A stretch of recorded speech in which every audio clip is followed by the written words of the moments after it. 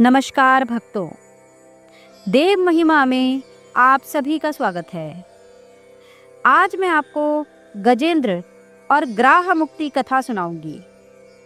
गजेंद्र और ग्राह मुक्ति कथा भागवत पुराण में वर्णित एक प्रसिद्ध कथा है, जिसमें एक हाथी और एक मगरमच्छ के बीच संघर्ष और भगवान विष्णु द्वारा गजेंद्र के उद्धार की कथा है। यह कथा भक्ति, समर्पण और भगवान की कृपा का प्रतीक है। यह सिखाती है कि जीवन में कितनी भी कठिनाई क्यों न हो, सच्चे मन से भगवान का स्मरण करने से कष्टों से मुक्ति अवश्य मिल सकती है।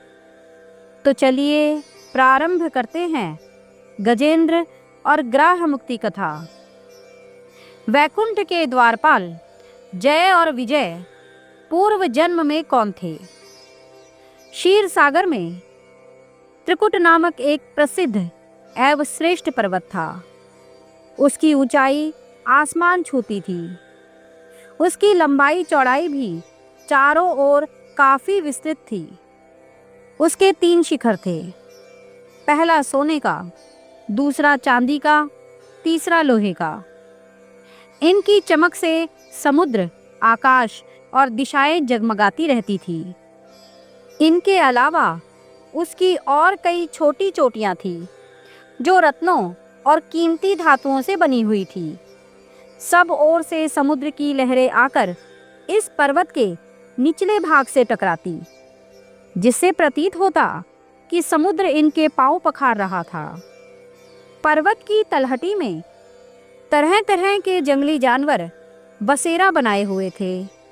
इसके ऊपर बहुत सी नदियां और सरोवर भी थे। इस पर्वतराज त्रिकुट की तराई में एक तपस्वी महात्मा रहते थे, जिनका नाम वरुण था। महात्मा वरुण ने एक अत्यंत सुंदर उद्यान में अपनी कुटी बनाई थी। इस उद्यान का नाम ऋतुमान था। इसमें सब ओर अत्यंत ही दिव्य वृक्ष शोभा पा रहे थे, जो सदा फलों फूलों से लदे रहते थे।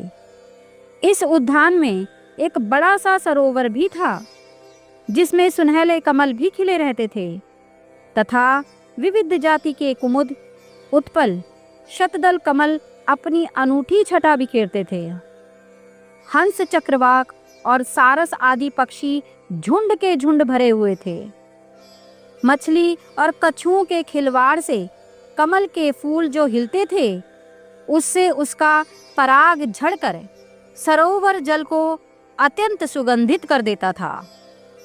कदम्ब, नरकुल, बेंत, बेन आदि वृक्षों से यह घिरा रहता था। कुंद, कुर्बक, अशोक, सिरस, वनमलिका, सोनजूही, नाग, हरसिंहार, मलिका, शतपत्र, माधवी और मोगरा आदि सुंदर सुंदर पुष्प वृक्षों से प्रत्येक ऋतु में यह महात्मा वरुण का सरोवर शोभायमान रहता था। क्षीर सागर से त्रिकुट पर्वत पर सब कुछ ठीक ठाक चल रहा था।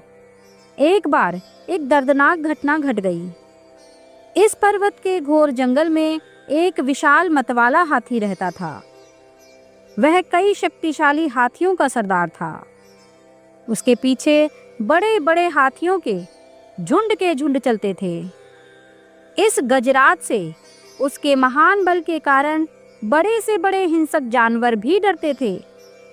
किंतु एक बात यह भी थी कि उसकी कृपा से लंगूर, भैंसे, भेड़िए, हिरन, रीछ, खरगोश आदि छोटे जीव निर्भय होकर घुमा करते थे, क्योंकि उसके रहते कोई भी हिंसक जानवर उन पर आक्रमण करने का साहस नहीं कर सकता था। गजराज मदमस्त था। उसके सिर के पास से टपकते मद का पान करने के लिए भंवरे उसके साथ गूंजते जाते थे। एक दिन बड़े जोर की धूप थी। वह प्यास से व्याकुल हो गया। अपने झुंड के साथ वह उसी सरोवर में उतर पड़ा, जो त्रिकुट की तराई में स्थित था। जल उस समय अत्यंत शीतल एवं अमृत के समान मधुर था। पहले तो उस गजराज ने अपनी सूंड से उठा जी भरकर इस अमृत सदृश जल का पान किया। फिर उसमें स्नान करके अपनी थकान मिटाई। इसके पश्चात उसका ध्यान जल क्रीड़ा की ओर गया। वह सूंड से पानी भर भर अन्य हाथियों पर फेंकने लगा और दूसरे भी वही करने लगे। मदमस्त गजराज सब कुछ भूलकर जल क्रीड़ा का आनंद उठाता रहा। उसे पता नहीं था कि उस सरोवर में एक बहुत बलवान ग्राह भी रहता है। उस ग्राह ने क्रोधित होकर उस गजराज के पैर को जोरों से पकड़ लिया और उसे खींचकर सरोवर के अंदर ले जाने लगा। उसके पैने दांतों से गड़ने से गजराज के पैर से रक्त का प्रवाह निकल पड़ा, जिससे वहां का पानी लाल हो गया। उसके साथ के हाथियों और हथनियों को गजराज की इस स्थिति पर बहुत चिंता हुई। उन्होंने एक साथ मिलकर गजराज को जल से बाहर खींचने का प्रयास किया, किंतु वे इसमें सफल नहीं हुए। वे घबराकर जोर जोर से चिंघाड़ने लगे। इस पर दूर दूर से आकर हाथियों के कई झुंडों ने गजराज के झुंडों के साथ मिलकर उसे बाहर खींचना चाहा, किंतु यह सम्मिलित प्रयास भी सफल नहीं हुआ। सभी हाथी शांत होकर अलग हो गए। अब ग्राह और गजराज में घोर युद्ध चलने लगा। दोनों अपने रूप में काफी बलशाली थे और हार मानने वाले नहीं थे।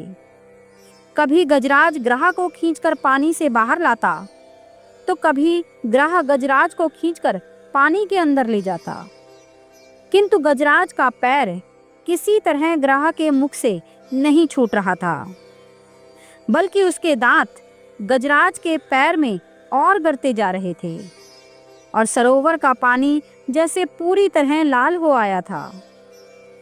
गज और ग्राह के बीच युद्ध कई दिनों तक चला। अंत में अधिक रक्त बह जाने के कारण गजराज शिथिल पड़ने लगा। उसे लगा कि अब वह ग्राह के हाथों परास्त हो जाएगा। उसको इस समय कोई उपाय नहीं सूझा और अपनी मृत्यु को समीप पाकर उसे भगवान नारायण की याद आई। पूर्व जन्म की निरंतर भगवत आराधना के फलस्वरूप उसे भगवत स्मृति हो आई। उसने निश्चय किया कि मैं कराल काल के भय से चराचर प्राणियों के शरण सर्वसमर्थ प्रभु की शरण ग्रहण करता हूँ। इस निश्चय के साथ गजेंद्र मन को एकाग्र कर पूर्व जन्म में सीखे श्रेष्ठ स्तोत्र द्वारा गजेंद्र मोक्ष स्तुति करने लगा। उसने एक कमल का फूल तोड़ा और उसे आसमान की ओर इस तरह उठाया जैसे वह उसे भगवान को अर्पित कर रहा हो। अब तक वह ग्राह द्वारा खींचे जाने से सरोवर के मध्य गहरे जल में चला गया था और उसकी सूंड का मात्र वह भाग ही ऊपर बचा था जिसमें उसने लाल कमल पुष्प पकड़ रखा था। उसने अपनी शक्ति को पूरी तरह से भूलकर और अपने को पूरी तरह असहाय घोषित कर नारायण को पुकारा। भगवान समझ गए कि इसे अपनी शक्ति का मद जाता रहा और वह पूरी तरह से मेरा शरणागत है। जब नारायण ने देखा कि मेरे अतिरिक्त यह किसी को अपना पक्षक नहीं मानता, तो नारायण के ना के उच्चारण के साथ ही वह गरुड़ पर सवार होकर चक्र धारण किए हुए सरोवर के किनारे पहुंच गए। उन्होंने देखा कि गजेंद्र डूबने ही वाला है। वह शीघ्रता से गरुड़ से कूद पड़े। इस समय तक बहुत से देवी देवता भी भगवान के आगमन को समझकर वहां उपस्थित हो गए थे। सभी के देखते ही देखते भगवान ने गजराज गजेंद्र को एक क्षण में सरोवर से खींचकर बाहर निकाला। देवताओं ने आश्चर्य से देखा। उन्होंने सुदर्शन से इस तरह ग्राह का मुंह फाड़ दिया कि गजराज के पैर को कोई क्षति नहीं पहुंची। ग्राह देखते देखते तड़प कर मर गया और गजराज भगवान की कृपा दृष्टि से पहले की तरह स्वस्थ हो गया। ब्रह्मादि देवगण श्री हरि की प्रशंसा करते हुए उनके ऊपर स्वर्गिक सुमनों की वृष्टि करने लगे। सिद्ध और ऋषि महर्षि पर ब्रह्म भगवान विष्णु का गुणगान करने लगे। ग्राह दिव्य शरीरधारी हो गया। उसने भगवान विष्णु के चरणों में सिर रखकर प्रणाम किया और भगवान विष्णु के गुणों की प्रशंसा करने लगा। भगवान विष्णु के मंगलमय वरद हस्त के स्पर्श से पाप मुक्त होकर अभिशप्त गंधर्व ने प्रभु की परिक्रमा की और उनके त्रिलोक के वदित चरण कमलों में प्रणाम कर अपने लोक चला गया। भगवान विष्णु ने गजेंद्र का उद्धार कर उसे अपना पार्षद बना लिया। गंधर्व, सिद्ध और देवगण उनकी लीला का गान करने लगे। गजेंद्र स्तुति से प्रसन्न होकर भगवान विष्णु ने सबके समक्ष कहा, प्यारे गजेंद्र, जो लोग ब्रह्म मुहूर्त में उठकर तुम्हारे द्वारा की हुई स्तुति से मेरा सत्वन करेंगे, उन्हें मैं मृत्यु के समय निर्मल बुद्धि का दान करूंगा। यह कहकर भगवान विष्णु ने पार्षद रूप में गजेंद्र को साथ लिया और गरुड़ारूढ़ होकर अपने दिव्य धाम को चले गए। गजग्राह को अपनी भक्ति और विष्णु के हाथों मुक्ति के चलते वैकुंठ में स्थान मिला। दोनों ही इस लोक में द्वारपाल हुए, जिनका नाम ही जय और विजय हुआ। आगे सनत कुमारों के श्राप के चलते दोनों हिरण्याक्ष, हिरण्यकश्यप, रावण, कुंभकर्ण और शिशुपाल दंतवक्र हुए थे। ऋषभदेव से जैन धर्म का प्रादुर्भाव हुआ था। वो कपिल मुनि महर्षि कर्दम के पुत्र थे। कर्दम ऋषि की पत्नी का नाम देवहूति था।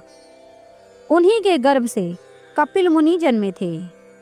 परंतु उन्हीं देवहूति को कर्दम जी से पहले और भी संतानें थी।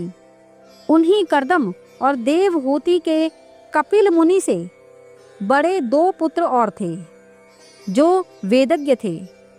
एक बार एक राजा के यहाँ दोनों यज्ञ संपन्न करने आए। दोनों को जब धन मिला तो दोनों में विवाद हो गया। तब दोनों ने एक दूसरे को ग्राह और गज होने का श्राप दे दिया। दोनों विष्णु भक्त थे और दोनों की बात सच भी हुई। परंतु मृत्यु से पहले उन्होंने तपस्या कर विष्णु जी को प्रसन्न कर लिया और वरदान में मुक्ति मांग ली। इसलिए अगले जन्म में उन्हें पूर्व जन्म का स्मरण था और दोनों ने भगवान विष्णु के हाथों मुक्ति पाई। यह कथा भक्ति, समर्पण और भगवान की कृपा का प्रतीक है। सच्चे मन से भगवान की भक्ति करने का महत्व सिखाती है। तो भक्तों, आप सभी पर भगवान श्री हरि नारायण की कृपा बनी रहे और आप सभी का जीवन मंगलमय हो।